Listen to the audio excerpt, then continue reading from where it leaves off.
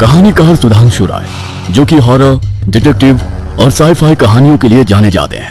उनकी अगली फिल्म बैदा का ट्रेलर आ चुका है, जो ऑलरेडी यूट्यूब पर ट्रेंड हो रहा है। लोगों का कहना है इसमें उन्हें तुम्बाड़, ब्रह्मयुगम, स्ट्रेंजर थिंग्स और डार्क जैसी जबरदस्त फिल्मों और वेब सीरीज की झलक दिखती है। आइए हम भी कुछ झलके देखते हैं। अगर उसने एक अलग डायमेंशन यानी कि एक नई दुनिया बनाई है तो उसमें इलेक्ट्रोमैग्नेटिक फील्ड्स भी क्रिएट किए होंगे।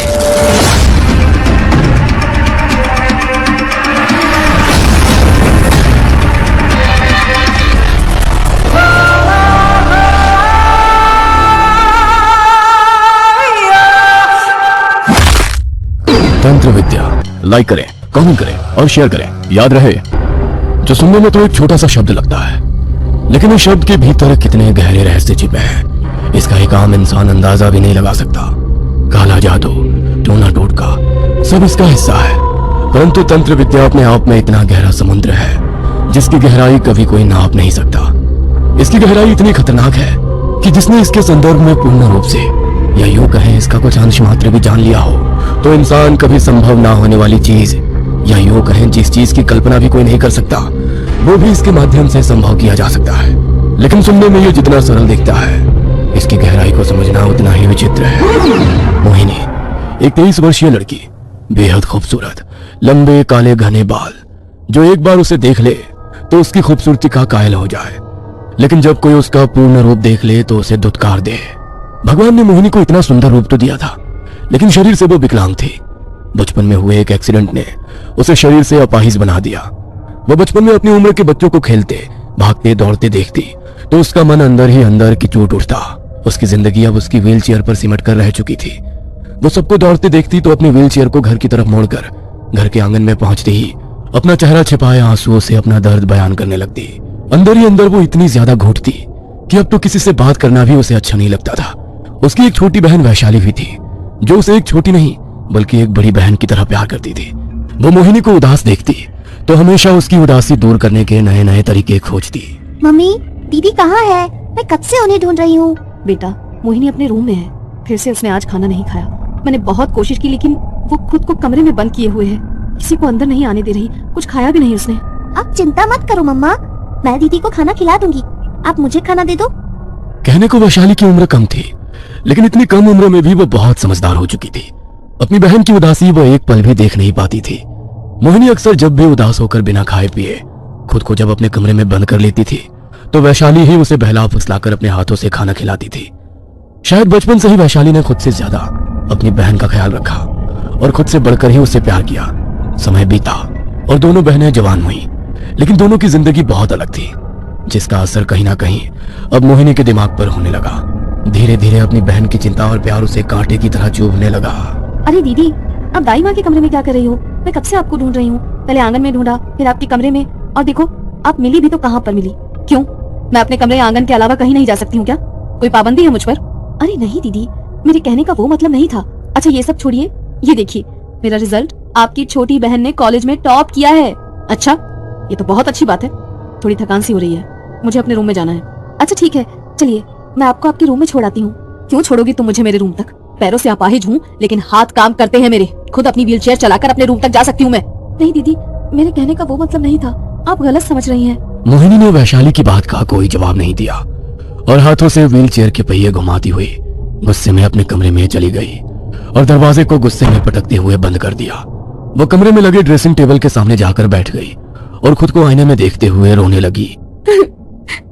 ये सब दिखाकर आखिर क्या जताना चाह रही है वो? कि मैं कभी कॉलेज नहीं जा पाई, मैं भी आज अपनी जिंदगी में सब कुछ हासिल कर रही होती। अगर उस एक्सीडेंट में अपाहिज ना हुई होती तो मैं भी वो जिंदगी जी रही होती जो आज वैशाली जी रही है। लेकिन मैं ये जिंदगी अब और नहीं जी सकती। या तो अब मैं इस जिंदगी को खत्म करूंगी, या किसी भी तरह वो सब कुछ हासिल करूंगी जो उसके पास है, चाहे उसके लिए अब मुझे कुछ भी करना पड़े। मोहिनी ने गुस्से में आईने में देखा और ड्रेसिंग टेबल पर रखे सारे सामान को इधर उधर फेंकने लगी। गुस्से में अक्सर वो खुद पर काबू खो बैठती थी और वैशाली को ही उसे शांत कराना पड़ता था। सामान के टूटने की आवाज सुनकर वैशाली दौड़ती हुई मोहिनी के कमरे में आई और उसे शांत करने के लिए उसने उसे अपने सीने से लगा लिया। सब ठीक है ना दीदी? क्या हो गया? कुछ नहीं हुआ, छोड़ो मुझे, छोटी बच्ची नहीं हूँ मैं। जाओ यहाँ से और मुझसे बिना पूछे दोबारा मेरे कमरे में मत आना।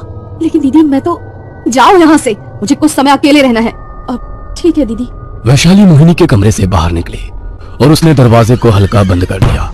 लेकिन वहां से जाते ही मोहिनी के चेहरे पर एक अजीब सी मुस्कुराहट छा गई। उसने अपनी मुट्ठी खोली तो उसमें टूटे हुए 2-3 बाल थे।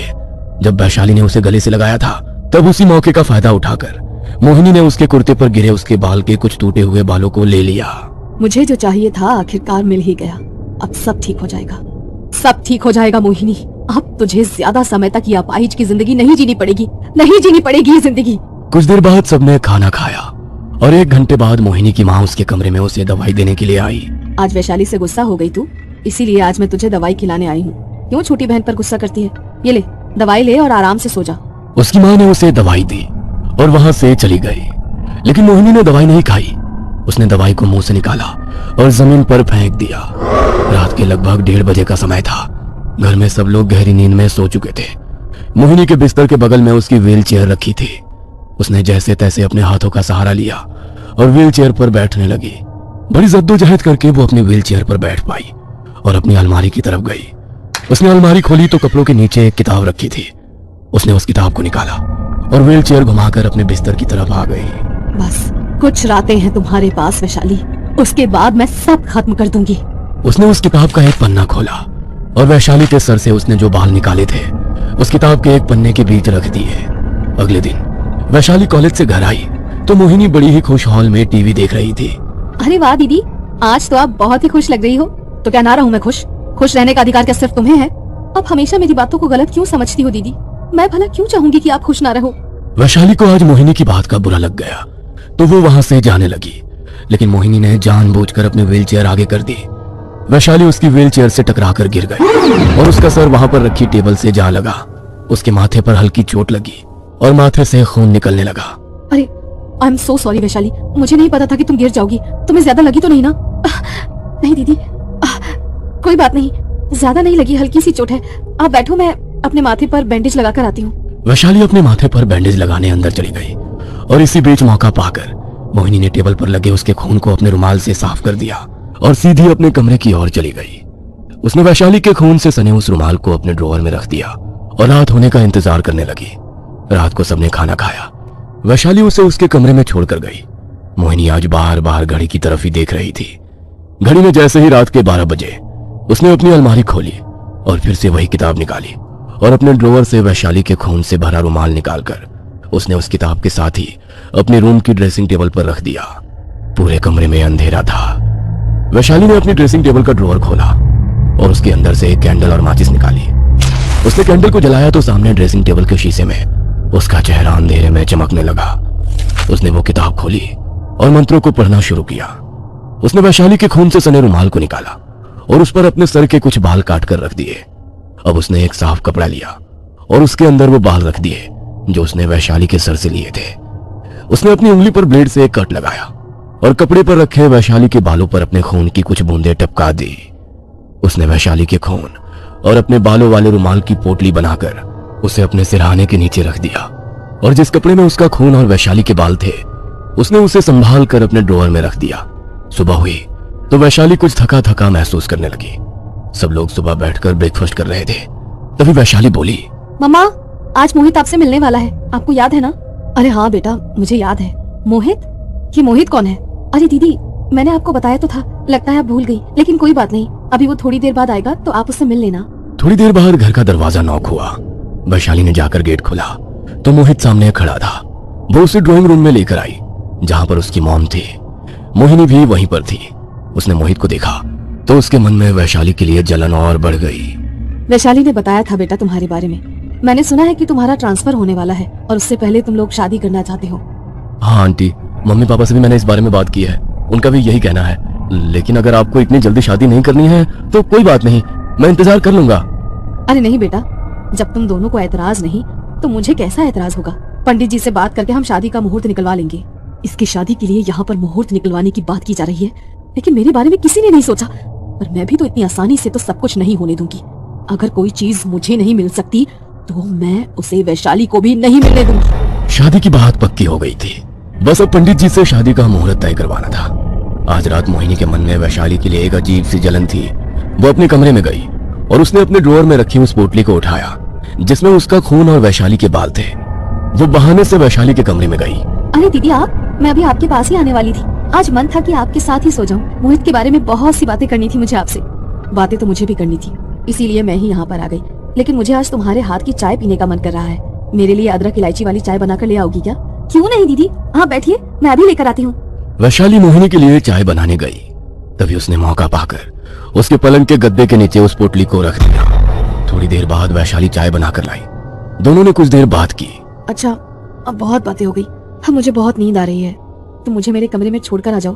अरे दीदी, वहाँ जाने की क्या जरूरत है? आप आज मेरे साथ ही सो जाइए ना। नहीं नहीं, मुझे अपने बिस्तर के अलावा कहीं नींद नहीं आती। और थोड़ी सर्दी लगी है तो तुम्हें भी जुकाम ना हो जाए तो अलग सोना ही बेहतर है। ठीक है दीदी। वैशाली मोहिनी को उसके कमरे में छोड़ आई और उसने उसे बिस्तर पर लिटा दिया। वो वहां से वापस अपने कमरे में चली गई और उसके जाते ही मोहिनी ने अपने सिरहाने के नीचे से उस रुमाल की पोटली को निकाला जिसमें वैशाली का खून और मोहिनी के सर के कटे हुए बाल थे। उसने उसे अपने हाथ में पकड़ा और टेबल के ड्रॉअर से तंत्र की किताब निकाली और उसने किताब में लिखे मंत्रों को पढ़ना शुरू कर दिया। उसने जैसे ही मंत्रों को 111 बार पढ़ा, उसका शरीर बुरी तरह कांपने लगा और वैशाली का शरीर भी बुरी तरह तड़पने लगा। ऐसा लगा मानो वहां बहुत तेज भूकंप आ गया हो। दोनों के बिस्तर तेजी से हिलने लगे। उसका शरीर इतनी बुरी तरह तड़प रहा था जैसे तो शरीर से आत्मा निकल रही हो। कुछ देर तक उन दोनों का शरीर बहुत बुरी तरह तड़पा, लेकिन कुछ देर बाद सब कुछ बिल्कुल शांत हो गया। ये मेरे शरीर को क्या हो गया? मैं मोहिनी दीदी के कमरे में क्या कर रही हूँ? मैं उठ क्यों नहीं पा रही? और मेरे हाथ में ये क्या है? ये तो मोहिनी दीदी का रुमाल है, लेकिन इसके अंदर ये खून और कटे हुए बाल। इससे पहले कि वैशाली को कुछ भी समझ आए और वो चिल्लाना शुरू कर दे, मुझे उसे खत्म करना पड़ेगा। आज से मेरी आत्मा तुम्हारे शरीर में वास करेगी और जीवन के जो सुख तुम भोगने वाली थी अब वो मेरे होंगे। मोहिनी ने तंत्र विद्या से अपनी बहन की आत्मा से अपनी आत्मा की अदला बदली कर ली। उसकी बहन की आत्मा अब उसके अपाहिज शरीर में थी। वो उठी और अपने कमरे की तरफ गई। उसने कमरे का दरवाजा खोला और अंदर गई। ये सब क्या हो रहा है? मेरे सामने मेरा शरीर कैसे चलकर आ सकता है? कहीं मैं कोई बुरा सपना तो नहीं देख रही? नहीं मेरी प्यारी बहन, तुम कोई बुरा सपना नहीं देख रही। अगर तुम्हारी कोई आखिरी इच्छा है तो बता दो, क्योंकि अब तुम मरने वाली हो। क्या? ये सब क्या हो रहा है? मैंने तुमसे तुम्हारी आखिरी इच्छा पूछी थी, लेकिन तुमने नहीं बताई, तो कोई बात नहीं। आखिरी इच्छा पूरी किए बिना ही तुम्हें अलविदा। मोहिनी ने पहले से ही अपने कमरे में एक खुली वायर छोड़ी थी। उसने अपने शरीर को करंट दिया और कुछ ही देर में उसका शरीर एक मुर्दा शरीर बन गया। सबको लगेगा कि मोहिनी तो चल बसी। कभी कोई समझ नहीं पाएगा कि मोहिनी तो जिंदा है और जो मर गई है वो वैशाली है। ये आत्मा और आत्मा का खेल खेलने में बहुत मजा आएगा। उसने अपने मृत शरीर के हाथ से वो रुमाल की पोटली ली और वैशाली के कमरे में चली गई। वैशाली के कमरे में जाकर आज उसी के रूप में वो आराम से सो गई। सुबह जब उसकी मां मोहिनी के कमरे में उसे उठाने गई तो उसकी चीख निकल गई। मोहिनी के चल बसने की खबर ने उन्हें बुरी तरह झकझोर कर रख दिया। मोहिनी के शरीर का अंतिम संस्कार किया गया। पंडित जी ने उसकी अस्थियों को उन्हें दे दिया। आप इन अस्थियों को मुझे दे दो माँ, मैं गंगा जी जाकर इन्हें खुद प्रवाहित करके आऊंगी। वैशाली ने मोहिनी की अस्थियों को अपनी मां से ले लिया, लेकिन उसने उन्हें गंगा जी में प्रवाहित नहीं किया, बल्कि वैशाली के कमरे की अलमारी के पीछे संभाल कर रख दिया। तेरी अस्थियों को प्रवाहित कर दिया तो तुझे मुक्ति मिल जाएगी, लेकिन मैं तो तुझे अपनी कैद में रखना चाहती हूँ। तेरी मुक्ति मैं कभी नहीं होने दूंगी, मेरी प्यारी बहन वैशाली। सबको लगता है कि मोहिनी चल बसी है, लेकिन वैशाली के शरीर में रहकर मोहिनी अपनी हर इच्छा पूरी कर रही थी। और आज तो उसकी सबसे बड़ी इच्छा पूरी होने वाली थी। वो थी उसकी शादी की इच्छा। मोहित को लग रहा था कि वो अपने कॉलेज के प्यार वैशाली से शादी कर रहा है, पर यह तो सिर्फ शरीर वैशाली का है, मगर आत्मा मोहिनी की। उन दोनों की शादी हुई और शादी को कुछ समय बीता। पता नहीं वैशाली, लेकिन जब से हमारी शादी हुई है तब से तुम बहुत बदली बदली सी लग रही हो। तुम्हारा बात करने का तरीका, तुम्हारा बिहेवियर बिल्कुल तुम्हारी बहन की तरह हो गया है। बहन का मतलब मोहिनी दीदी की तरह?